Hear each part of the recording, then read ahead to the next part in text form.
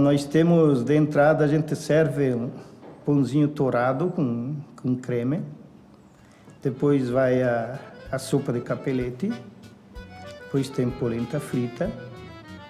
Tem queijo frito. Tem polenta mole. Tem maionese. Tem salada mista. Depois tem 4 tipos de massas. Temos salsichão, coxa e sobrecoxa.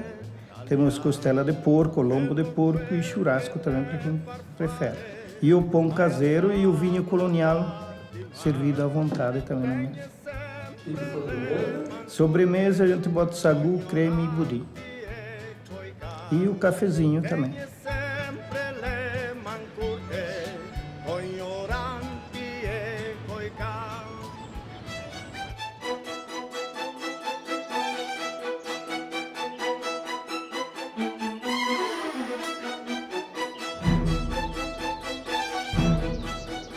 O mito da cocanha é muito antigo e existente praticamente em toda a Europa, da Inglaterra, a França, com diferentes nomes, né, na Itália. E era um mito que acenava para a possibilidade de uma terra em que não se passava fome. Então o governo imperial pagava pessoas para fazerem propaganda do Brasil, para mobilizar essas pessoas para saírem da Itália para vir para cá.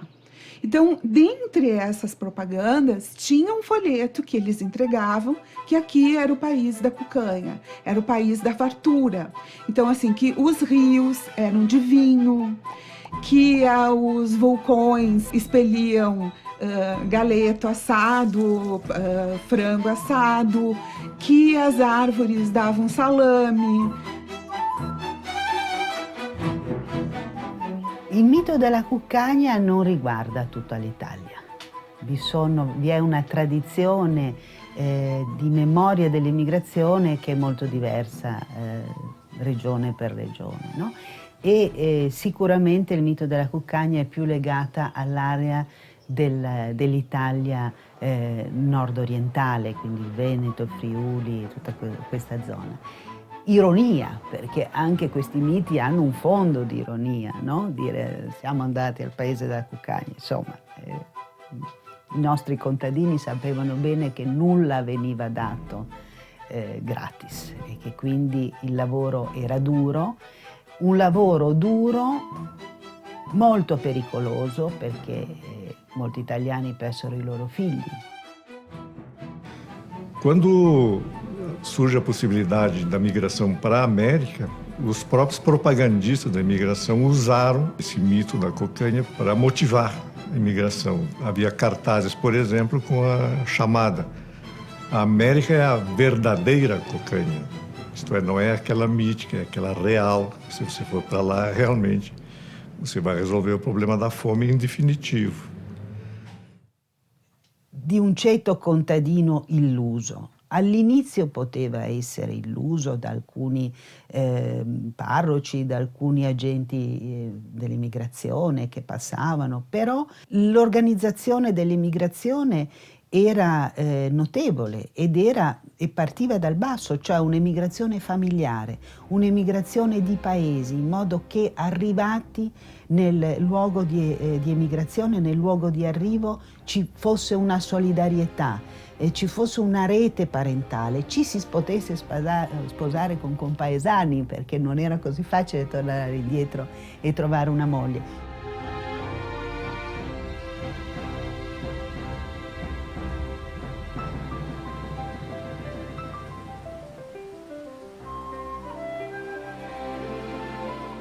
Então, ao chegar aqui, eles se depararam com uma região completamente abandonada, ainda habitada por índios, né? Que era só a região praticamente de passagem de tropeiros, e saíram de uma região da Itália pobre e vieram para uma região de alto potencial, mas sem nenhum tipo de recurso, inclusive recursos para sobrevivência, mas graças a algumas particularidades da região, a possibilidade da caça e a questão de sementes e grãos naturais, eles passaram a sobreviver. Mesmo assim, no caso de pestes ou de doenças, o nível de mortandade era muito grande. Uma das principais histórias que eu gosto de retratar, isso dito pelos meus avós, é que, como eles vieram e não tinha nada nessa região naquela época, um dos principais pontos é que eles, quando tinham uma festa num final de ano ou numa comemoração, então eles tinham que, para mostrar fartura, eles botavam na mesa tudo que era possível de comida, para mostrar aos visitantes que, como eles chegaram naquela época com falta de tudo praticamente, quando vinha alguém de fora visitar, a primeira coisa era ter uma mesa farta de comida e de todas as coisas possíveis. E a tradição da mesa farta que se estabelece aqui, acredito eu que em grande parte permanece até hoje, quase como estar prevenido, né? Estar prevenido para que não ocorra de novo um problema de ter que procurar cocaína em outro lugar.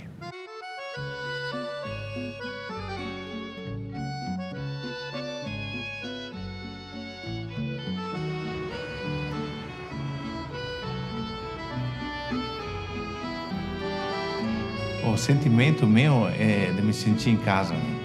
Porque é tão parecido da minha região, lá de Vicenza,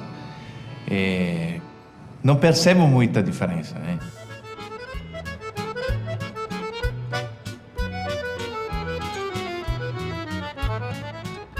Siamo da un'azienda che lavora da 33 anni in Italia e non avevamo mai preso in considerazione l'estero per tantissimi fattori. Prima di tutto per la tecnologia, secondo la mentalità, lo stile di vita e lo stile di vita imprenditoriale.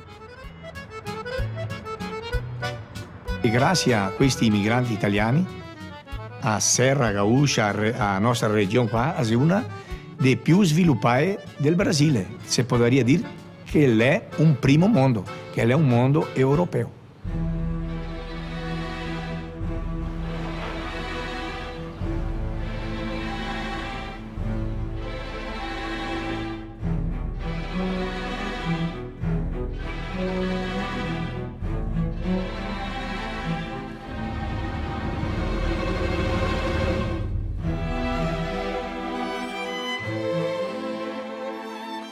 Os italianos chegaram aqui, portanto, oprimidos pela miséria. Se eles tivessem ficado lá, provavelmente teriam morrido de fome. E foi em busca de terra para plantar e de comida para seus filhos que cerca de 10 mil pessoas deixaram a Europa entre 1875 e 1894 em busca de uma esperança na América.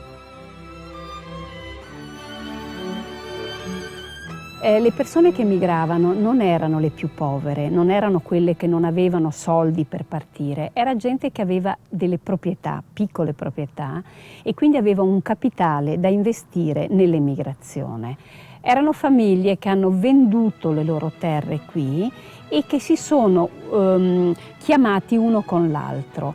Quando sono arrivati in Brasile hanno potuto comprare la terra perché avevano il capitale per farlo, non erano i più poveri. Os imigrantes italianos que vieram para o Brasil no final do século XIX eram, na sua maioria, provenientes do norte da Itália, que era uma região agrícola. Nosso fundador, Raul Randon, o fundador das empresas e empreendedor, ele tem na base dele cultural, ele veio da colônia, como a gente fala aqui. E isso está no sangue dele, essa parte da agricultura e principalmente na parte das videiras, né? E num gesto dele no passado, dizendo, bom, eu gostaria de ter o meu vinho.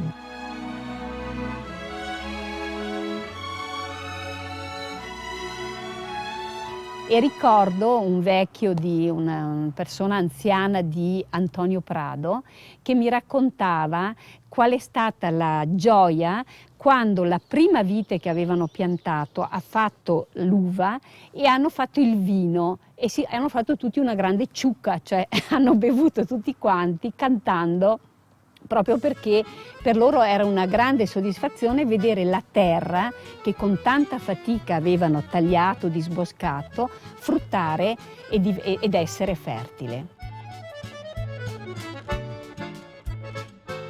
Ben, ciò, italiani iga sempre bevesto vin. italiani che sempre coltivava uva e l'uva. E coltivare l'uva gli era per mangiarla e fare il vino. E così arrivai qua, gli ha detto, ciò qua bisogna che chiamo la nostra uva, bisogna bever vino.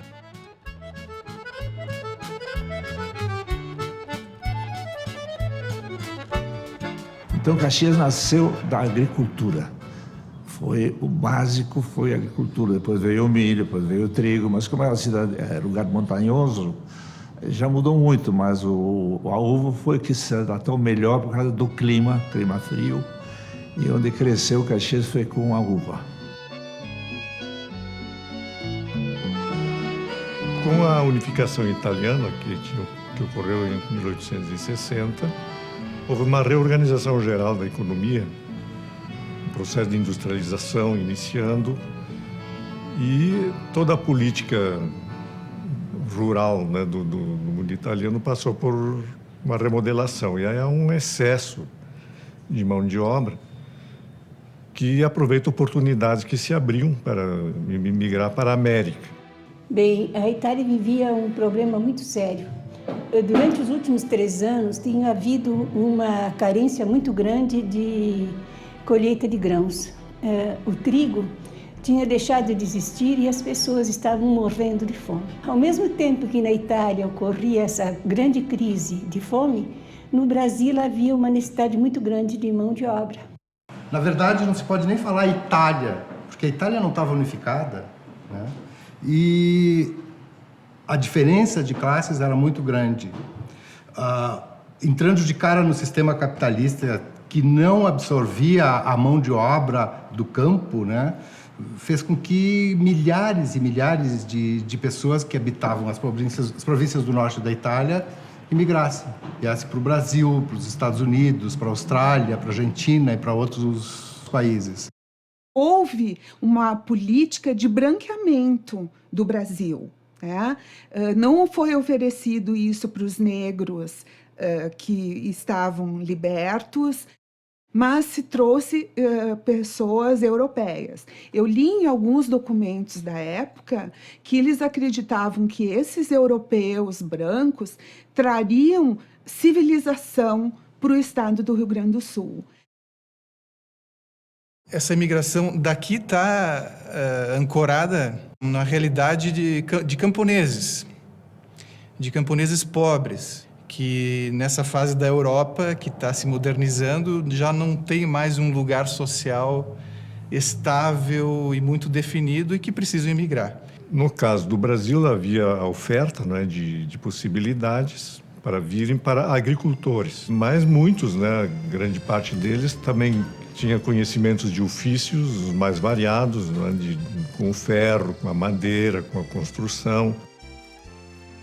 Eles vieram aqui como carpinteiros e marceneiros.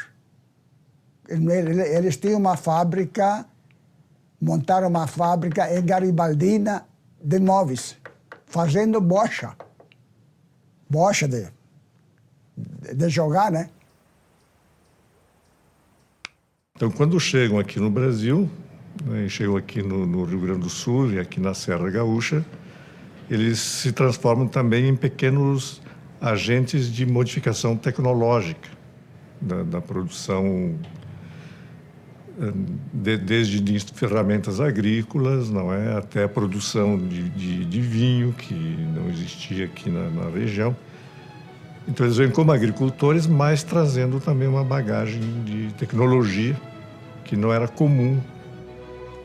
Vieram para o Novo Mundo, para a América, aqueles que ainda tinham condições de uma iniciativa, uma condição até psicológica de enfrentar um novo desafio.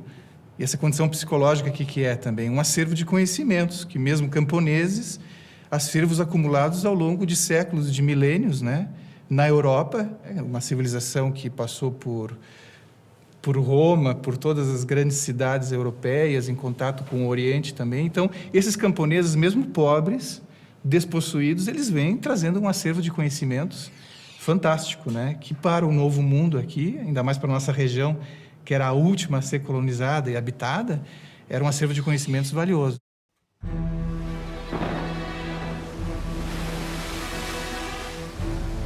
Então, tu imagina, para uma família, ou para uma pessoa, ou para uma coletividade, né? Que nunca talvez tivesse visto o mar, ter que empreender essa travessia, eu considero que é um batismo, né? É realmente, talvez, o grande batismo de uma civilização, é essa travessia, muitas vezes forçada, né? Sem retorno. Não há, assim, ainda um estudo refinado sobre essas condições. O que mais se ouve é o lamento das perdas de vidas que acontecem dentro dos navios e, sobretudo, de crianças, né? Então, nessa região, há depoimentos comoventes, né? Dizendo, por exemplo, minha avó, né? Envolveu seu filho no travesseiro que ela trazia e jogou-o ao mar assim. Eram adeuses definitivos, né? Isso eu acho bem interessante. Era definitivo. Eu estou te olhando pela última vez na vida, né? Embora muitos desses imigrantes se sabe hoje que tinham no imaginário, na esperança, talvez o desejo de voltar, eles jamais retornaram, né, para sua pátria de origem. Então, é uma travessia definitiva. Muita dificuldade, falta de água, acomodações e alimentação muito complicadas no navio ao longo de mais de 20 dias, um mês de viagem. E quando chegando aqui, imaginando que teriam alguma situação um pouquinho melhor, mas eles não tinham nada disso, era preciso aguardar e para receber, inclusive, o apoio do Império na sua localização. Então, um ambiente absolutamente de incertezas. A pessoa vai emigrar, faz essa travessia, faz esse desprendimento, ele vai chegar aqui já diferente, né? Então, aí já passou um século e há uma resistência até a dizer, ó, são brasileiros, né? De uma origem particular. Eu trabalhei no arquivo e li muitos relatos de pessoas. Por exemplo, uma coisa que as pessoas não sabem, né, é que muitas pessoas enlouqueceram. Existem muitos documentos remetendo pessoas para os hospícios em Porto Alegre, né, para São Pedro, porque a solidão no meio do mato era muito violenta. E como as terras lá mais próximas, mais baixas, próximas de Porto Alegre, Porto dos Casais, onde desembarcaram, já estava ocupada pelos imigrantes alemães que haviam chegado antes, eles tiveram que subir a serra. E, em função disso, criaram um novo mundo. Por isso que se fala que o italiano desta região, que deu origem à festa da uva, era um povo muito duro e que precisava se reconhecer nele mesmo como capaz de vencer todos os desafios, mesmo sem o apoio do Estado, né? Chegaram aqui, era só mato. A minha avó contava que a bisavó chegou e ela tinha que lavar roupa bem longe da casa, onde tinha água, e tinha onça. E ela tinha muito medo da onça, e eles faziam fogo assim o dia inteiro, porque a onça tinha medo do fogo, daí o fogo espantava. Então, com o fogo, eles não tinham mais medo, porque a onça ia embora. O descendente de italiano gostava muito dos osei, que são os passarinhos, não é? Hoje, ecologicamente, é uma coisa que não se fala. Mas eles caçavam muitos pássaros, inclusive papagaios, e comiam esses pássaros. O primeiro plantio que respondeu foi o milho. E esse milho se tornou a base alimentar deles, que era a polenta, né? Independente do pássaro, eles tinham os pinhões. Aqui nessa região, hoje não existe... quase que não se percebe isso, mas era uma região de pinhos araucária. Perché qua qui si arriva qua che era sol mato, che era sol foresta, come che dice gli italiani.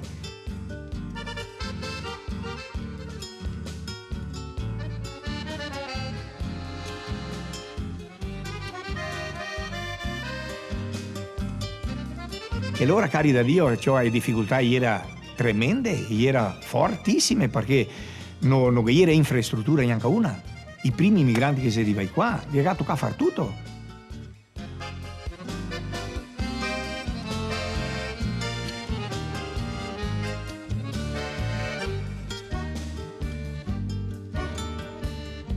Pela encosta verdejante esse povo aqui chegou nessa pedreira e essa história nós conversamos em casa, quando se reúne.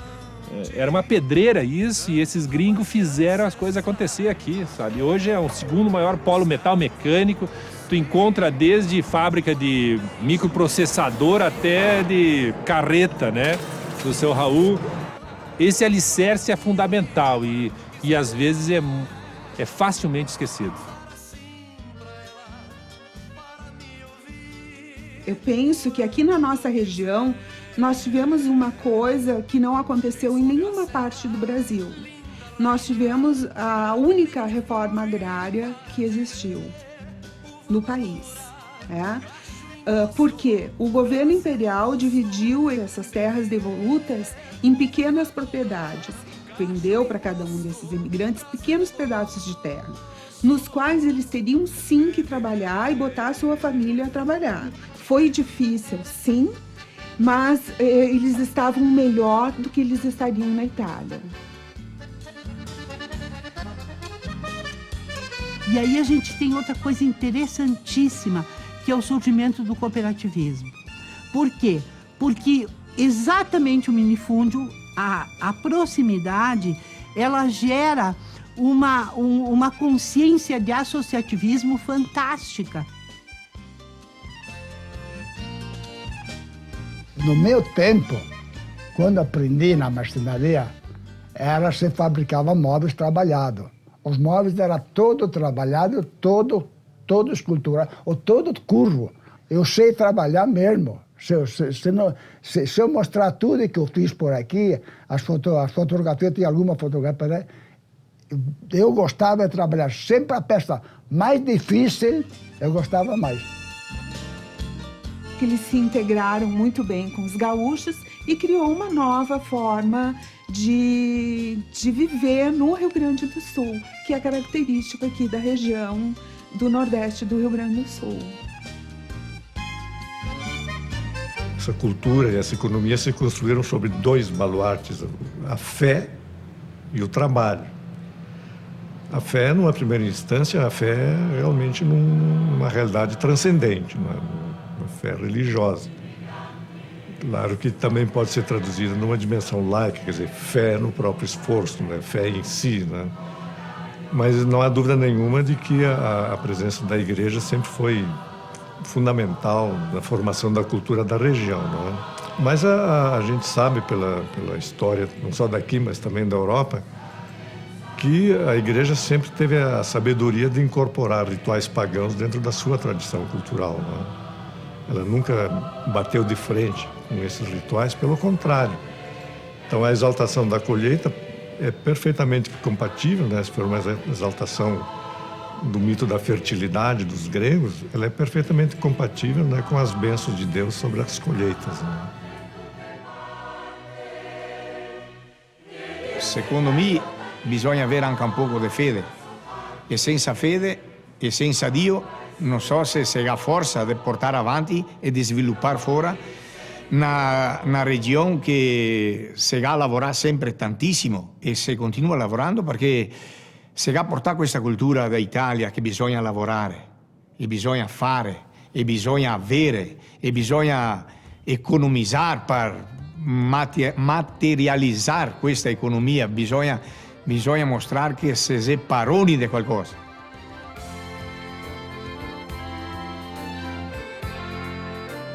Brota de dentro do coração, do costume desse povo, né? Agora, eu acho que os tempos mudaram. A igreja, por exemplo, na fé do uva já aparece menos, né? Porque o mundo é mais secularizado hoje. E até eu acho que é bom. A sociedade organiza eventos onde a igreja pode aprovar, acompanhar, até abençoar e desejar que saia bem.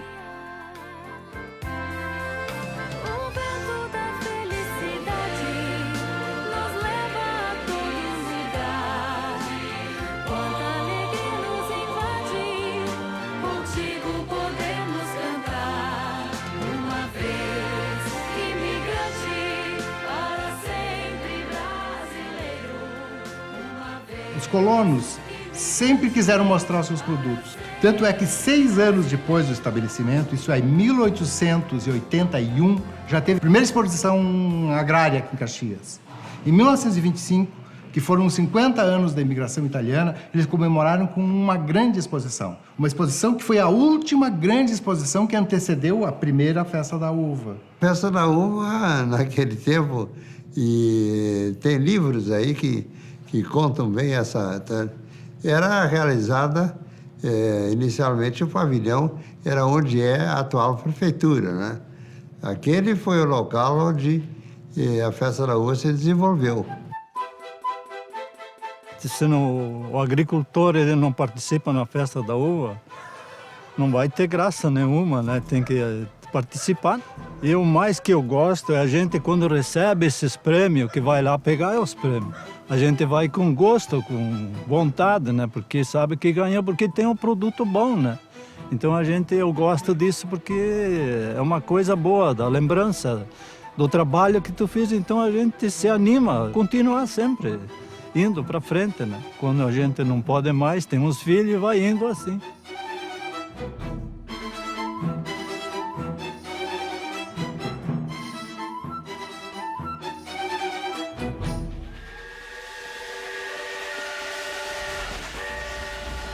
Chegada do trem, a elevação de Caxias, de vila, a categoria de cidade.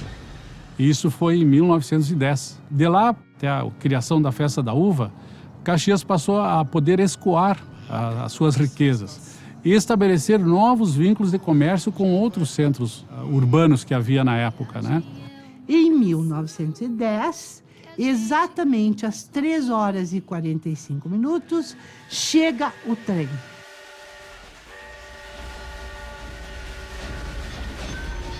Nossa, isso muda completamente a vida da cidade.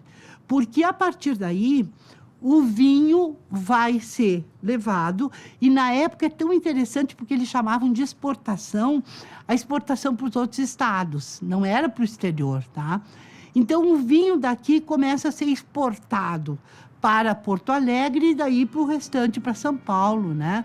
Os agricultores da região, eles produziam apenas um tipo de uva, basicamente, que era a uva Isabel, porque ela era uma uva mais resistente, ela era uma uva que se adequou bem ao clima da região, mas ela não produzia um vinho de boa qualidade. Essa uva foi trazida pelos alemães e passada para os italianos. O Joaquim Pedro Lisboa, junto com o Celeste Gobato, eles estavam preocupados em produzir um vinho de melhor qualidade, que pudesse ser mandado para outras regiões do país.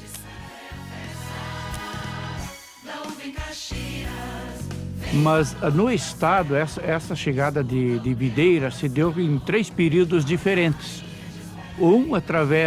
Antes dos anos 1900, pelos jesuítas através da fronteira, onde a viticultura de hoje está migrando para lá.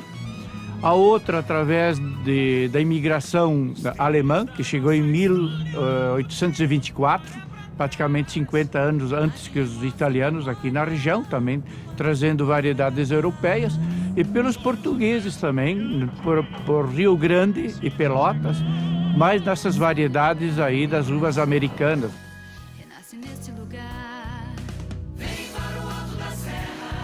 E loro cominciano con le uve che chiama uve americane, che è la uva Isabel, che è il Codera, il Saibre, il Bordeaux, e a Niagara, che è la francese bianca.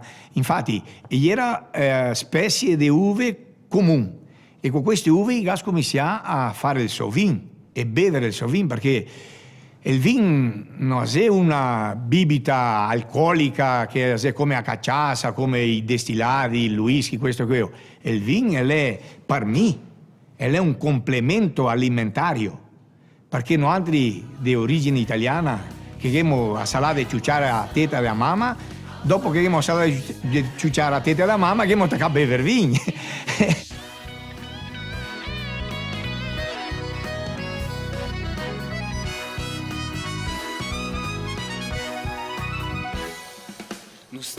Eu acho que a Festa da Uva é realmente a promoção maior dessa região toda.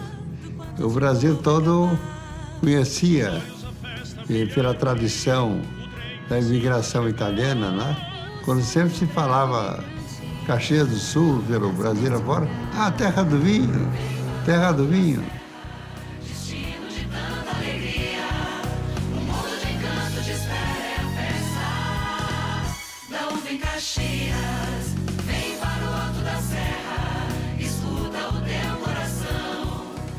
O Joaquim Pedro Lisboa não sabia que estava, nesse momento, lançando uma ideia que depois se tornaria muito importante para a cidade, porque as festas da uva se tornaram importantíssimas.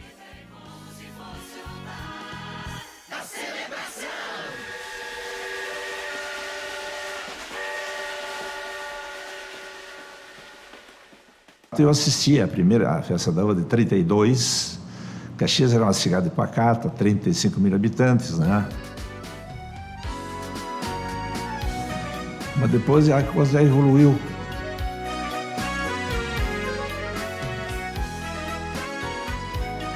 As grandes firmas da época, e o restante eram pequenas firmas. Então Caxias está baseado na pequena indústria.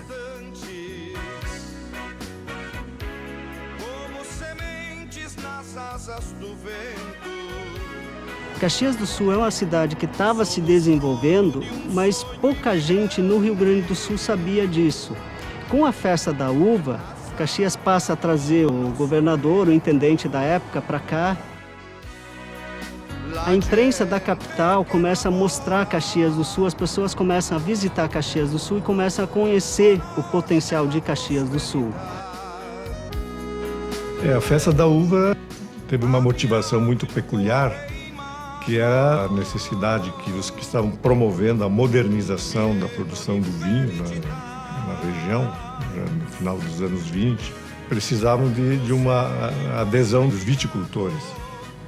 Então a festa foi motivada principalmente para criar essa adesão dos produtores de uvas para essa nova fase industrial que se desenhava. Porque nós saímos de uma área cultivada de 5 mil hectares, passamos para 10, 15, 20, hoje já estamos praticamente com 40 mil hectares cultivados.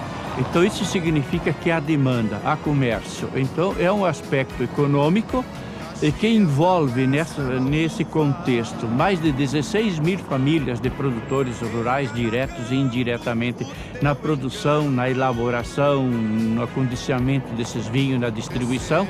Então é um grande mercado de trabalho com essa cultura. Ele traz produtos agregados. Veja bem, a gente tem a tanuaria, a gente tem a vidraria, a cadeia produtiva, ela faz com que a riqueza se espalhe muito. As primeiras festas, de 31, 32, 33, 34, foi anual, foram festas mais ou menos pequenas e se começou a desenhar o que seria a festa da uva. Isso é, na festa da uva de 31, teve uma exposição de uvas. Na festa da uva de 32, já teve um curso alegórico. Na festa da uva de 33, além da exposição e do curso alegórico, teve a escolha de uma rainha.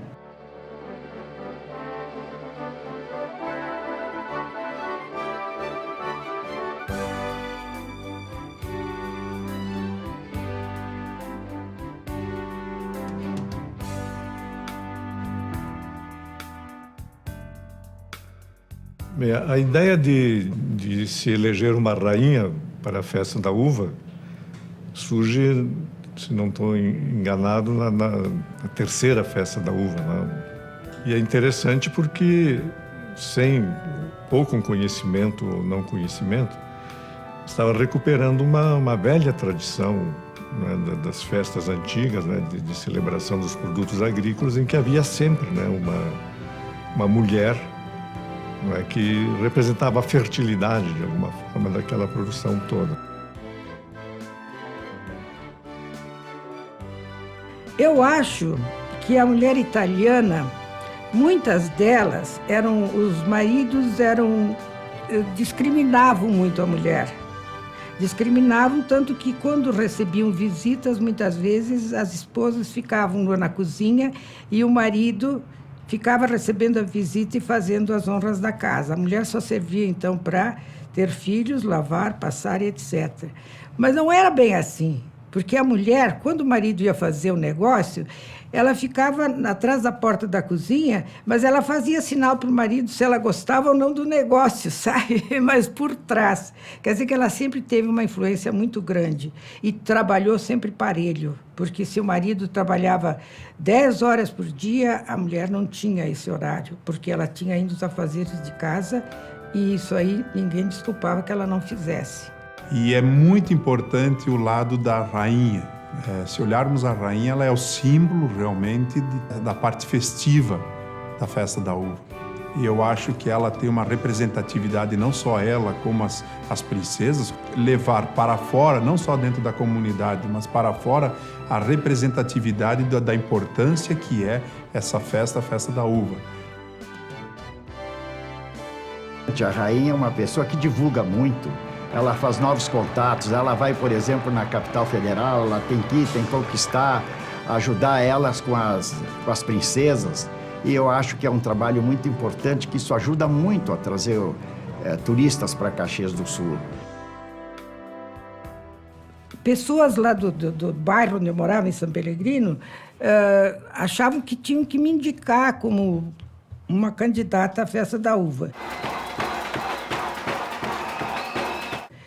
E falaram com meu pai, e meu pai gostou muito da ideia, porque era a festa da uva. E eles fizeram tanto empenho, tanta força, a votação foi tão grande, foi tão bonito, que realmente deu para emocionar.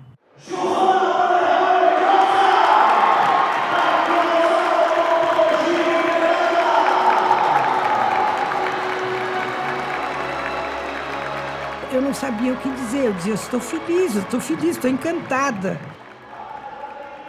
Eu não sei o que eu estou sentindo, é uma mistura de sentimentos, algo que eu não imaginava, de coração, eu não imaginava estar sendo a rainha hoje. E para mim é uma felicidade e uma emoção muito grande poder estar aqui hoje recebendo esse título. Só isso que eu soube dizer, porque foi realmente uma coisa emocionante. E a festa da uva com a exaltação da rainha, né, que é posta no carro principal do cortejo, do corso, de alguma forma simboliza, põe no ponto mais alto do desfile aquela que durante o ano inteiro possivelmente esteja, não apareça, está escondida atrás dos bastidores. Então, no começo, nas primeiras festas, as meninas eram apenas indicadas, elas eram selecionadas dentro da sociedade caxiense e eram as representantes da festa da uva para divulgá-la. Depois, nos anos de 50 em diante, houve modificações. Num primeiro momento, houve votação via jornal, para que se selecionasse essa representante, e mais nos dias de hoje, então, existe uma quantidade grande de meninas que querem ser rainha, então vem uma carga de jurados, e esses jurados selecionam através do conhecimento de cultura, da sua beleza também, e principalmente da representatividade que ela possa ter no sentido de divulgar a festa.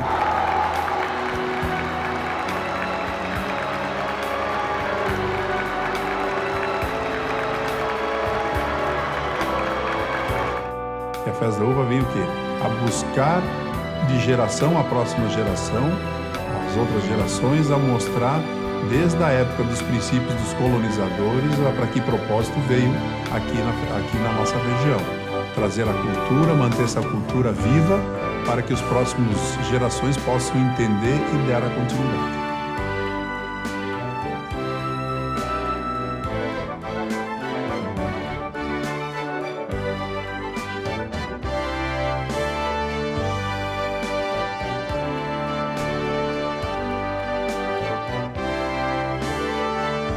A festa de 1950, que eu, menino, vi a primeira que eu vi, já era uma festa em que se podia ver exibição dos produtos da Eberle, em destaque. Então havia já esse tipo de preocupação de chamar a atenção para a qualidade dos produtos de outros segmentos, e não apenas da uva. E nessa festa de 50, então, há 3 mudanças que mudam um pouco as características da festa. Uma de centrar na figura do imigrante, outra de dar uma dimensão regional para a festa, e não apenas municipal, e uma terceira de ampliar a participação industrial na festa. A uva ocupa um lugar pequeníssimo. A uva dá o nome, mas a festa é da indústria de Caxias.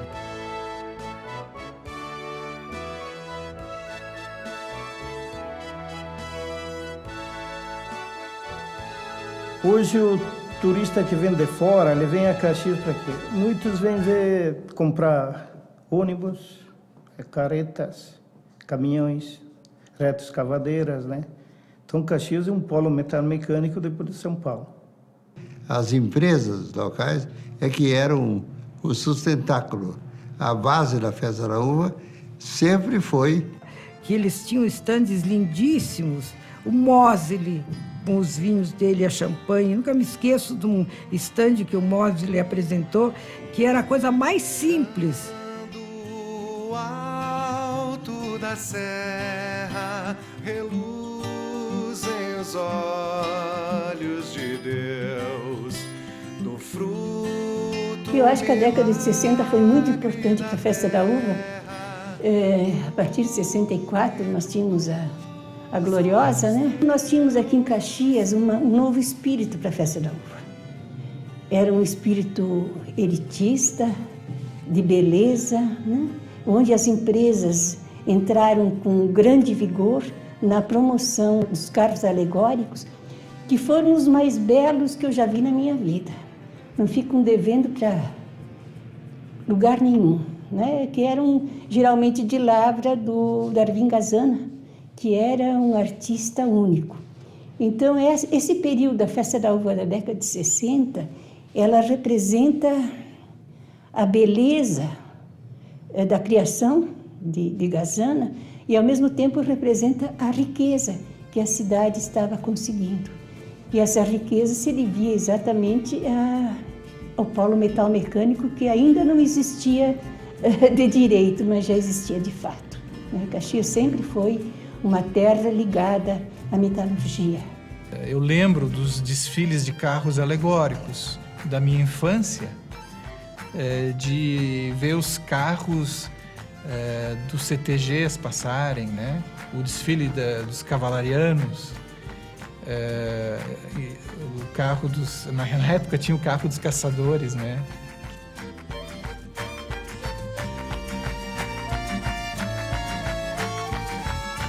Eu me lembro bem de trabalhar na Festa da Uva a partir da década de 70 eu entrei. Eu tenho lembranças da minha infância no meio de peças grandes, garrafas gigantes, garrafão. A gente chegou a fazer uma média de 40 carros, a família produzia 40 carros alegóricos, né? A gente tinha pouco tempo, pouco recurso financeiro e muitas ideias para fazer tudo isso, né? Então o bicho pegava mesmo, né? Com a facilidade que é o mundo hoje, que a gente vê a dificuldade que era naquela época. Naquela época era trabalhoso, mas a gente não tinha um parâmetro, né? Para nós fazer um carro alegórico, a mãe desenhava ou a Ana desenhava e nós... Naquele tempo nós espichava o arame para fazer a tela, para ter um volume, uma topografia do carro, vamos dizer assim, irregular.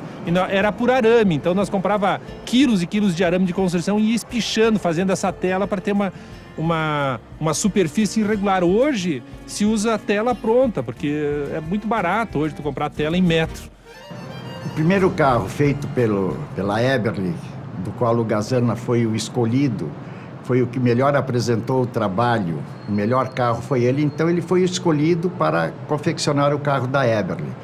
Depois de muita discussão, nós chegamos à seguinte conclusão de que a cuia seria a coisa mais tradicional do Rio Grande do Sul. E para complementar, nós achamos que eu, como tinha sido diretor dos Diários Associados em Porto Alegre, eu achei que ficaria muito bonito trazer uma Miss Rio Grande do Sul para desfilar junto com a cuia. E aí é que foi aquela combinação muito boa, muito feliz, e foi um espetáculo de carro. O carro chamado o carro da cuia, do Rio Grande do Sul.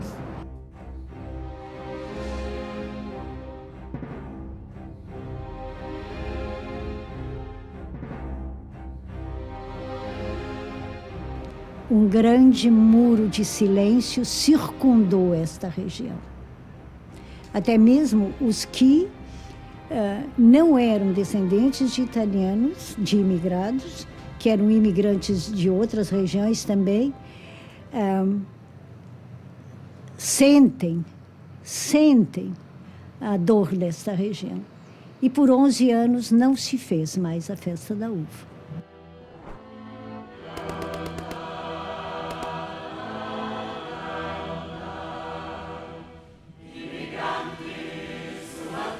Houve um movimento assim nacionalista muito grande, principalmente dos estudantes, faziam passeatas, tinham comícios todas as noites aqui na praça, todas as noites, 500, 600 pessoas gritando, vamos fazer isso, aquilo. Tiravam as placas de nome italiano, porque a Itália era inimiga.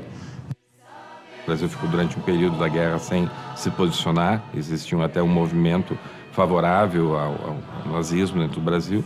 O Brasil tomou parte, então, dos aliados, e isso fez com que uma série de aspectos quanto à linguagem, quanto a tratamento, fossem proibidos. Então, tínhamos dificuldade de conversar na língua pátria, língua mãe, né, italiana e alemã.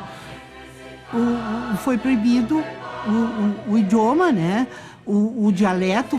Realmente, o nosso dialeto, ele é a alma da nossa cultura, até porque ele mostra exatamente o que ela é, que é uma cultura que é mesclada entre os vocábulos italianos com os vocábulos brasileiros.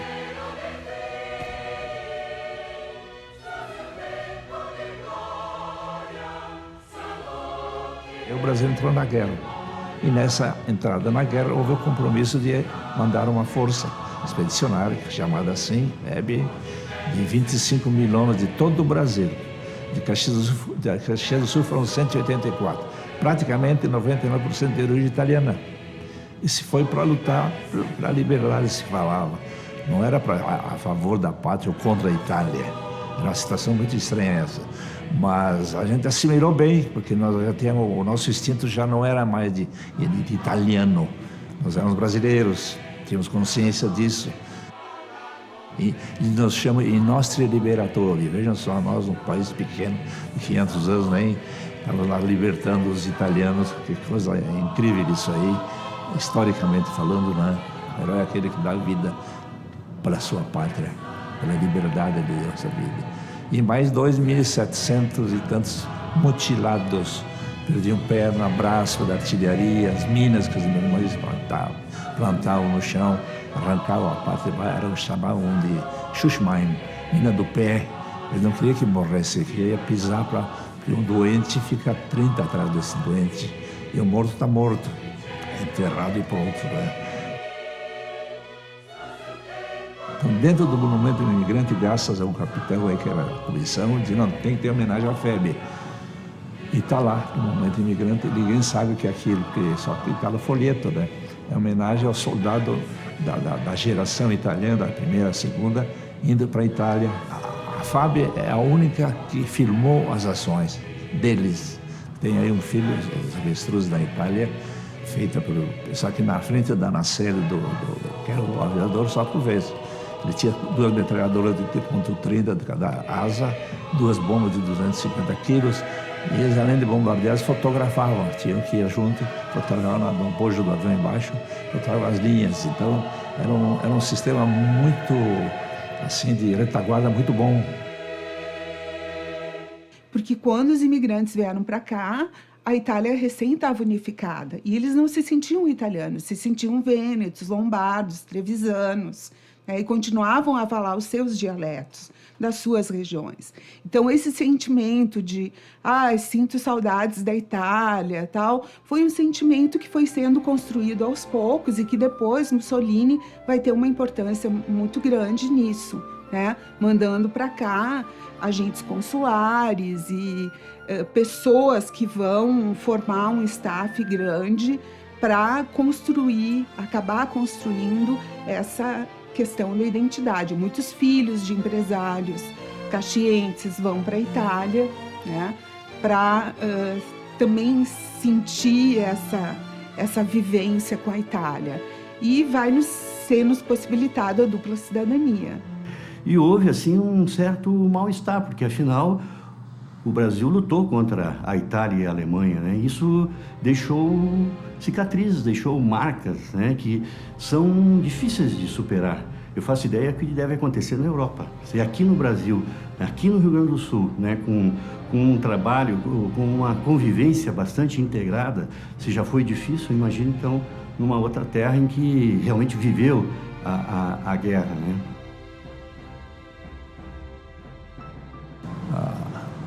Não falo italiano. Era uma coisa que todo mundo falava, né? Lá em casa também se falava português também, mas na colônia era italiano que se falava. Então os coitados não vinham com medo de chegar aqui e ser presos. Não eram presos, só que eu da casa tirava os rádios, tipo Galena, eles vinham de longe da Europa, as notícias.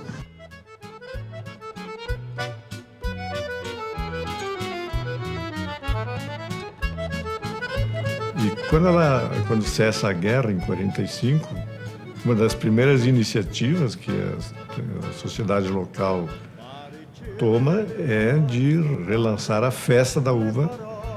E a ideia foi de lançar como uma festa da região toda de imigração italiana, não como apenas como uma exaltação da uva, né, como foi a festa dos anos 30. Então, é nos anos 50 em que a marca de uma exaltação do imigrante italiano se torna forte. O Monumento Nacional ao Imigrante, ele não é um monumento nacional ao imigrante italiano. Ele é um monumento nacional ao imigrante de todas as etnias. E essa integração, a Festa da Uva acabou recuperando. Foi um reconhecimento do governo brasileiro, na maneira que o governo entendia mais adequado, a essa questão cultural, o que esse povo tinha produzido dentro do Brasil, e um reconhecimento a esse período, então, de 75 anos de imigração. E isso valorizou, foi reconhecido, foi valorizado a nível nacional. Isso trouxe para a cidade um tipo de divulgação e de projeção que ela nunca teve, por isso que ela foi tão marcante. Nós tivemos aí empresas de Caxias que foram declaradas de interesse nacional, de interesse militar, receberam subsídios, fizeram bons negócios e evoluíram muito em função da Segunda Guerra Mundial. Então, essas coisas também precisam ser ditas. O grande empuxe de Caxias foi provocado no plano industrial pela Segunda Guerra Mundial. Nós tínhamos empresas em Caxias que forneciam armamentos para o Exército Brasileiro. Nós tínhamos empresas que forneciam munição para o Exército Brasileiro. Então, a Caxias passou a ser vista de outra maneira também pelo Comando Militar Nacional, né?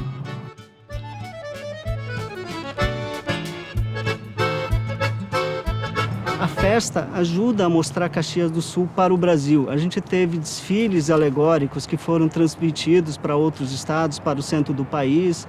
A gente teve a primeira transmissão da TV a cores ao vivo aqui de Caxias do Sul.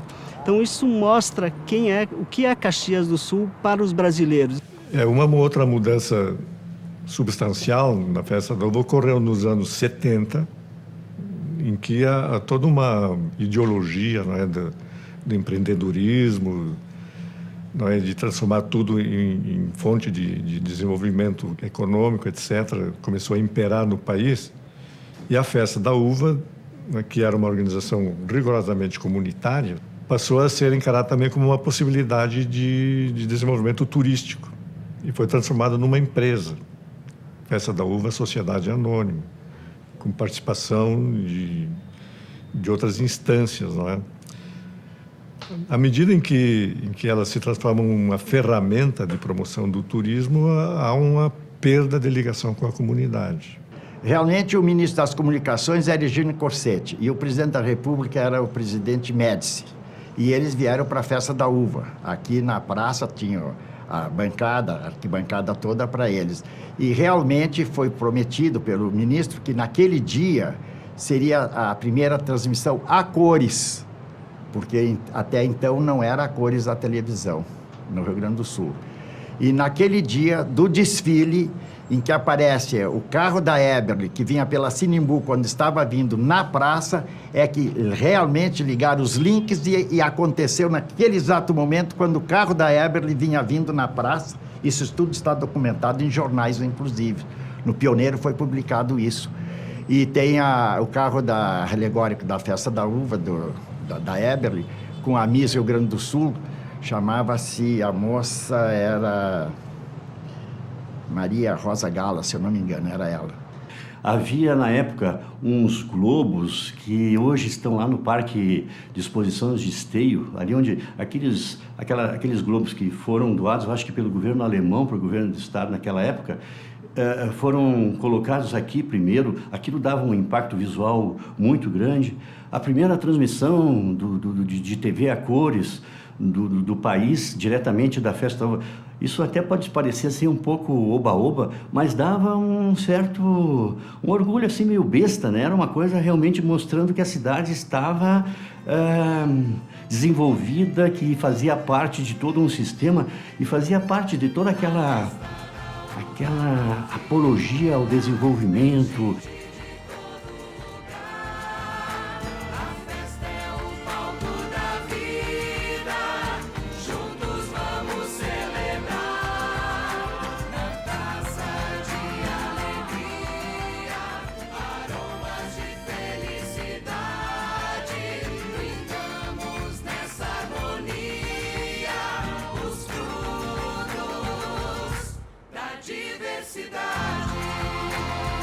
Loro hanno avanti qualche una mescla di, potremmo dire così, di razze, abbiamo i portoghesi, abbiamo prima i bulgari, che ieri gli indi, che ieri i nativi qua della nostra terra, dopo l'ora dei bulgari i portoghesi, dopo dei portoghesi si vengono gli alemani, dopo gli italiani e dopo i polacchi. Allora siamo una multicultura qua a Rio Grande do Sul. Ela é uma festa de origem de imigração italiana, na sua origem, né? Graças a Deus deixou de ser isso só. Eu acho nesse ponto deixou de ser e incorporou todas as influências possíveis, né?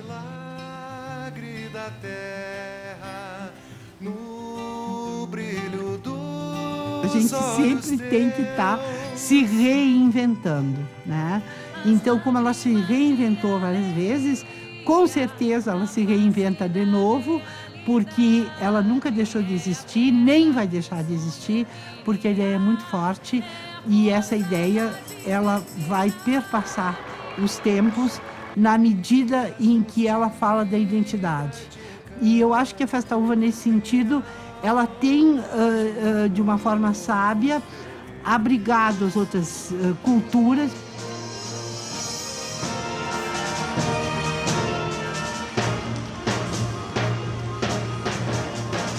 A festa tem uma identidade e ela vem mantendo essa identidade com as transformações, porque nenhuma identidade permanece imóvel no tempo, né? Ela se transforma continuamente.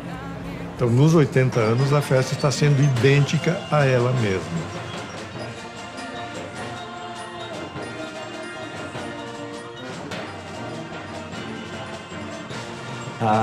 A celebração, ela é eu acho que o mote da festa. Isso já foi devidamente cantado aí em prosa e verso e tal, então isso realmente acho que fica bem claro. Agora, a grande questão é justamente da identidade. Eu tenho a impressão que hoje, depois de tantos anos, a Festa da Uva está em busca de uma identidade, como de certa forma a Caxias do Sul está em busca de uma identidade, porque houve aí uma um crescimento muito grande, e aqui não é nenhuma crítica, pelo contrário, veio muita gente de fora para a cidade, e ela, digamos assim, perdeu aquelas características de cultura da imigração italiana. Hoje, há de tudo aqui.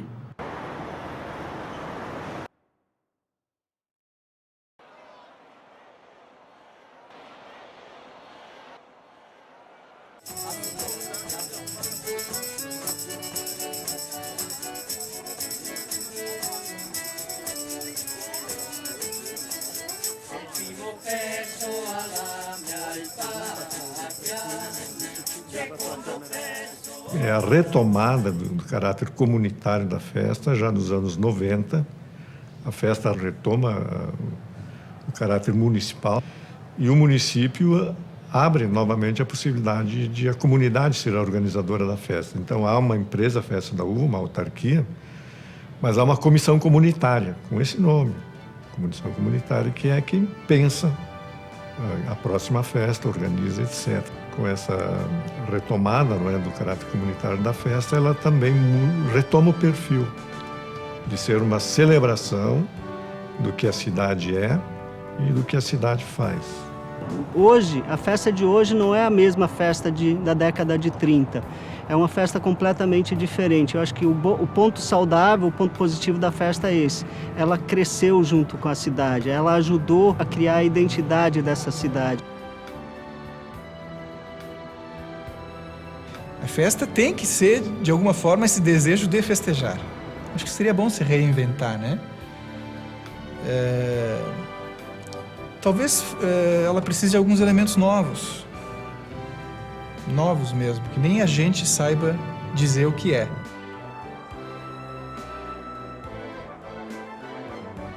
Aquela entrega de uvas que eles fazem naquele pavilhão lá embaixo, parece que o povo está se educando também para comer a uva, não botam toda a casca no chão, comem, então eles gostam, acho maravilhoso ganhar a uva, sabe? Que qualquer coisa que a gente ganha, por menor que seja, dá uma satisfação. E a gente nota que a população gosta de sentir, de ter ganho aquela uva.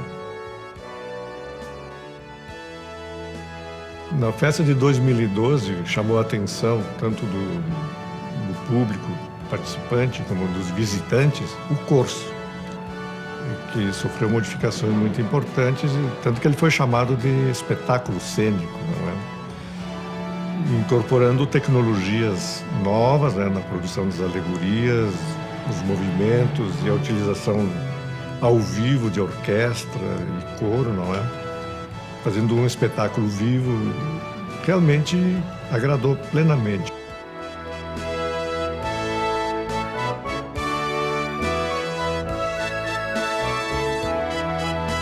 Eu acho que já passou a festa italiana. Quando nós temos em Caxias 25% que são caxienses, não é agora? 75% são pessoas de fora. Quer dizer que aquele berço que a gente dizia, Caxias é de berço italiano, é o berço italiano, mas já houve muita miscigenação e veio muita gente de fora.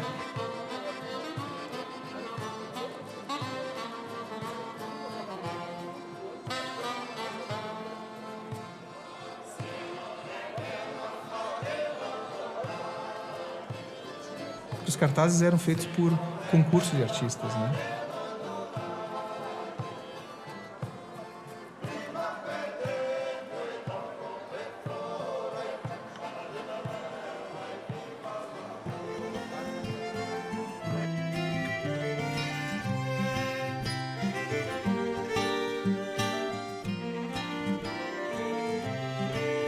A uva e o vinho, eles ajudam a criar essa identidade do italiano, das pessoas, dos caxienses, das pessoas que moram aqui.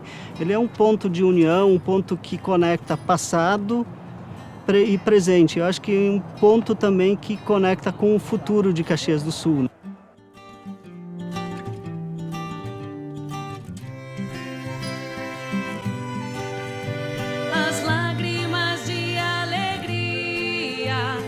Face da realidade é a festa que os sonhos que é um momento que a festa vive hoje, que ela ajuda a mostrar a história de Caxias do Sul para os caxienses, né? Ela mostra como é que Caxias se criou, como é que ela se formou, como é que ela cresceu e mostra essa história para as pessoas que vieram para cá, porque hoje Caxias do Sul ela é formada, acho que em sua maioria, por gente que veio de fora, de imigrantes que vieram para cá e ajudaram a construir essa metrópole que nós temos hoje em Caxias do Sul. E essas pessoas conhecem Caxias do Sul também a partir da Festa da Uva, visitando ela e participando dela. É uma celebração de um êxito que nós temos. Êxito, na verdade, que ele é feito no dia a dia. As pessoas tinham orgulho daquilo que elas faziam. Não importa se trabalhando no campo, se trabalhando dentro de uma metalúrgica, mas também tinham orgulho de valorizar da onde elas vieram. E isso nós conseguimos através de jogos, de uma maneira lúdica, né? Desde a criação de pequenos museus dentro das casas, que eram validados pelo nosso museu municipal. Isso trouxe um sentido de valorização de objetos que estavam empoeirados, maravilhoso. Tivemos esse resgate, não só da cultura italiana, né? Tivemos um resgate da cultura luso, da cultura alemã, que estão presentes, polonesa, que estão presentes muito forte dentro da nossa região.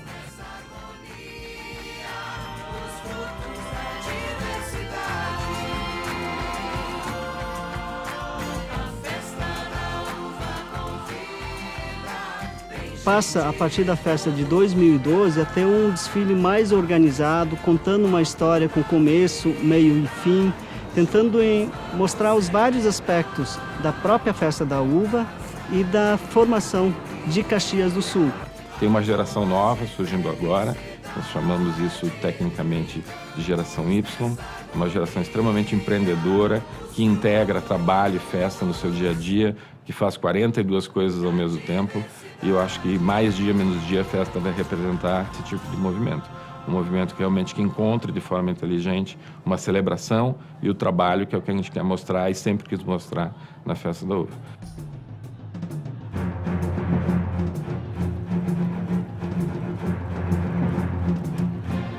A cidade está toda preparada para receber e dar resposta a todas as suas questões.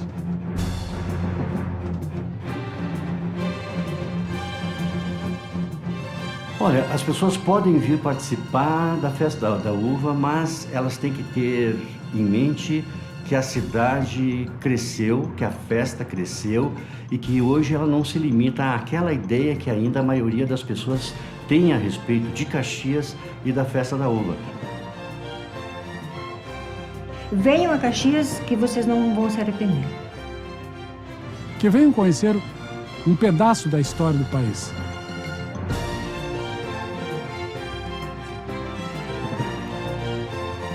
E quem nos conhece sabe quanto nós gostamos de tê-los na nossa festa.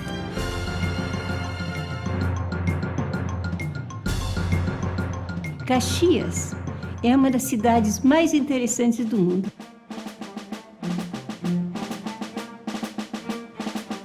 Tem que conhecer, porque vale a pena. É uma coisa que a gente percebe que está perto de nós, mas que nem imagina quanto. Que todos os caxienses e pessoas que são fora de Caxias, do nosso estado e do Brasil e até do exterior, pudessem vir nos visitar, conhecer essa magnífica festa que é a Festa da Uva.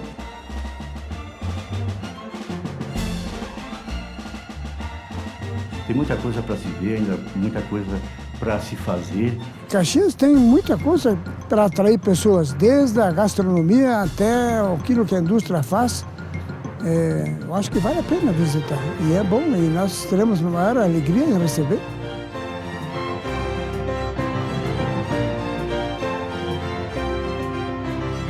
E seria muito interessante que vocês viessem e verificassem em loco de como é que a gente era e de como é que estamos hoje.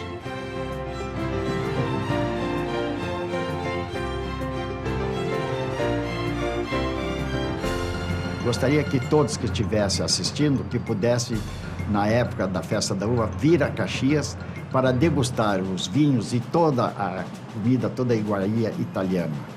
Eu faço esse convite do fundo do meu coração, eu acho que vocês vão ficar muito agradecidos. A grandeza da Serra Gaúcha é o grande momento.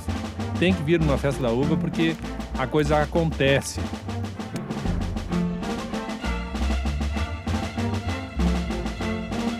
E é um modo muito instigante, interessante de conhecer Caxias do Sul e sua história. Celebre, ria, brinque, porque é isso que nós queremos também celebrar. Celebrar essa cultura de 80 anos de celebração, de um povo que está aqui, que veio aqui para ser feliz, não veio aqui para sofrer, e a gente quer transmitir isso para você. Le possibilità e le prospettive di lavoro qui sono tantissime. Il prodotto interno lordo non è certo come quello che c'è in Italia. In Italia non siamo in questo momento, non abbiamo le possibilità e le prospettive che ci sono qua in Brasile. Eu pessoalmente me permito dizer que a nossa conquista é de termos sabido ser para sempre os que esperam os que chegam. Os primeiros que chegaram esperavam os outros que viessem. E nós estamos aqui, até hoje, às vezes nem sabendo muito quando os que chegam, né, chegaram. Nem sabemos muito, só sabemos que já somos muitos.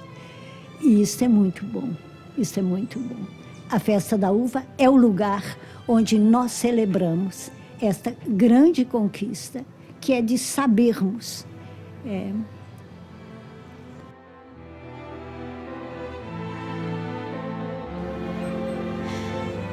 honrar este conceito de alguém que vem em busca de alguma coisa.